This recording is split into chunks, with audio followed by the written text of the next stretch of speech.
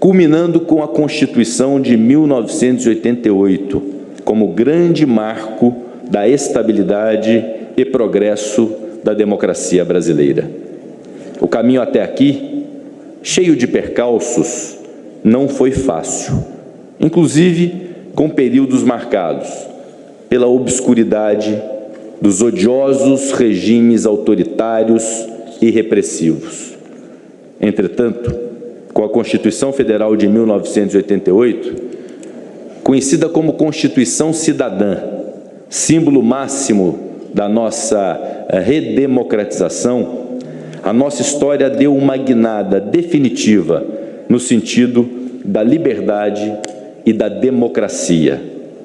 Seus fundamentos, fortalecidos por meio do reconhecimento legítimo dos brasileiros aos poderes constituídos, serviram e servirão para enfrentarmos alegóricos retrocessos antidemocráticos e eventuais ataques ao Estado de Direito e à democracia.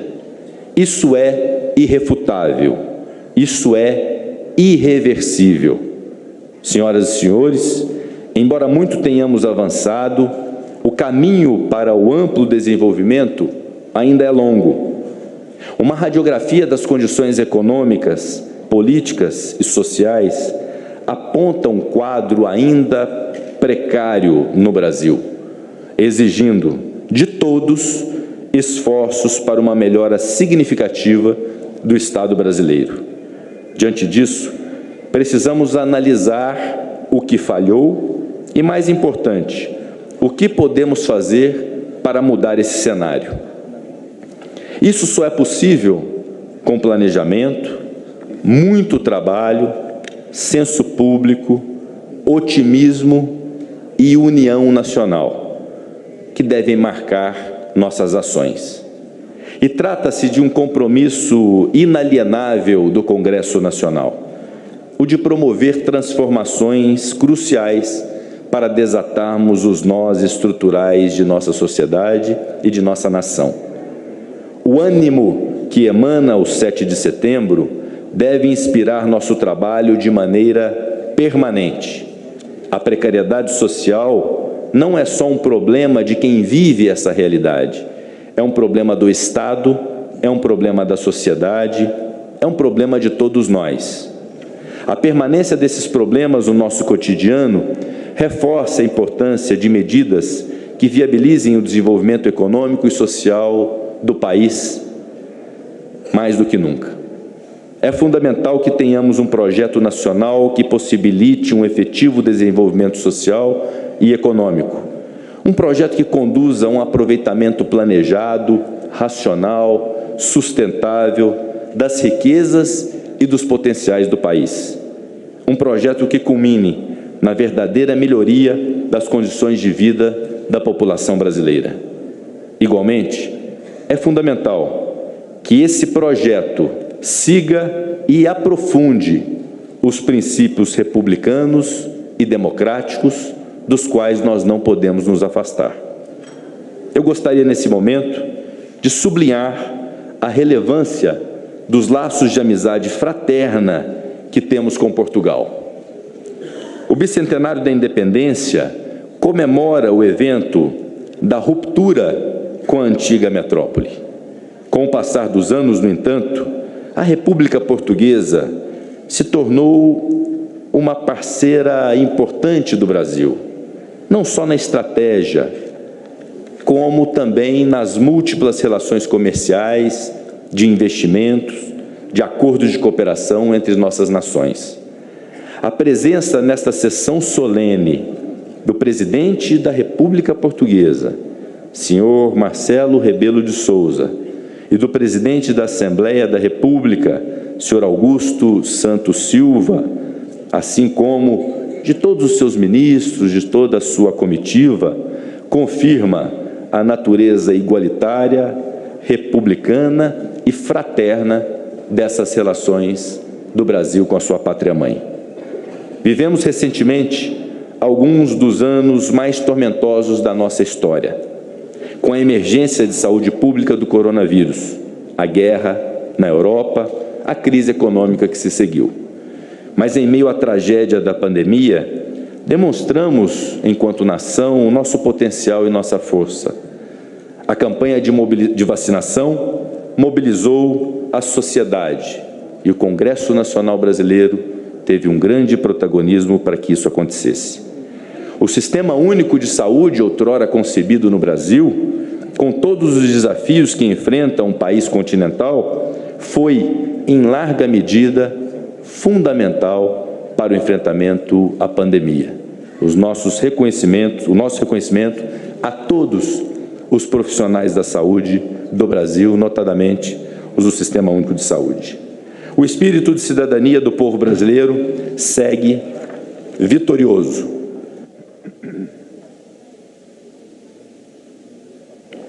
Nós, congressistas, devemos nos inspirar nesse exemplo, promover a harmonização política, aprimorar o modelo econômico, fazer as mudanças que visem a prosperidade de cidadãos, almejar a fraternidade, a solidariedade social, o respeito recíproco e, sobretudo, o respeito às divergências. Lembro que daqui a menos de um mês, os brasileiros e brasileiras vão às urnas praticar o exercício cívico de votar em seus representantes. E o amplo direito de voto, a arma mais importante de uma democracia, não pode ser exercido com desrespeito, em meio a discurso de ódio, com violência, com intolerância em face de quem é diferente. Por isso, sigamos as palavras de José Bonifácio, o patriarca da independência. Como escreveu no seu livro Projetos para o Brasil, busquemos a ação política, causa mais nobre e santa, que pode animar corações generosos e humanos. Honremos, enfim, a coragem, o patriotismo e o espírito cívico que moveram Dom Pedro I a proferir o célebre grito do Ipiranga.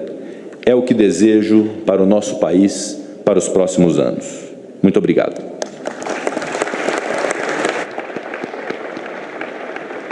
Há quase 200 anos, dando voz ao povo por meio de seus representantes. Não me posso excusar da lembrança de que a participação brasileira nas Cortes de Lisboa representou um marco importante na evolução da nossa estrutura política, na consolidação da divisão entre os poderes e na solidificação da experiência do voto no Brasil. Este ano do bicentenário da independência brasileira coincide com o ano de eleições presidenciais e de eleições legislativas federais, distritais e estaduais. Destaco, portanto, a chance de os cidadãos brasileiros, por meio do seu voto consciente, fortalecerem nossa democracia e este parlamento, de modo que ele continue a exercer a importante tarefa de acolher diferentes aspirações e transformá-las em balizas coletivas. Diretrizes que beneficiem toda a sociedade, de modo justo e equânime, e contribuam para o desenvolvimento deste país. As celebrações do bicentenário da independência nos têm convidado a refletir sobre a nação que construímos nos últimos 200 anos. Olhando para o futuro, que país construiremos nos próximos 100 anos? Que Brasil desejamos que seja celebrado no tricentenário da independência? Desde 2017, a Câmara dos Deputados tem promovido estudos, eventos e debates em torno dos 200 anos da independência do Brasil. Foram realizadas 6 importantes exposições, publicada série de livros pelo selo Edições da Câmara, exibida animação em projeção imersiva, produzidos podcasts, lançados selos comemorativos em parceria com os Correios efetivada a iluminação do Congresso Nacional em verde e amarelo e promovido o seminário O Movimento da Independência. Ontem e hoje, 200 anos Independência do Brasil. Cumprimento os nobres deputados, o ex-deputado Evandro Gussi e o deputado Henrico Mizassi, respectivamente presidentes da primeira e da segunda Comissão Especial Curadora do Bicentenário da Independência do Brasil, assim como os demais membros pelo trabalho primoroso e por valorosas iniciativas que muito contribuíram para a relevância da comemoração do Bicentenário da Independência no país. Agradeço ainda ao Centro Cultural da Câmara dos Deputados, ao Centro de Documentação e Informação e à Consultoria Legislativa, pelo inestimável apoio técnico, estendendo a mesma manifestação aos servidores envolvidos no planejamento e na execução das atividades comemorativas.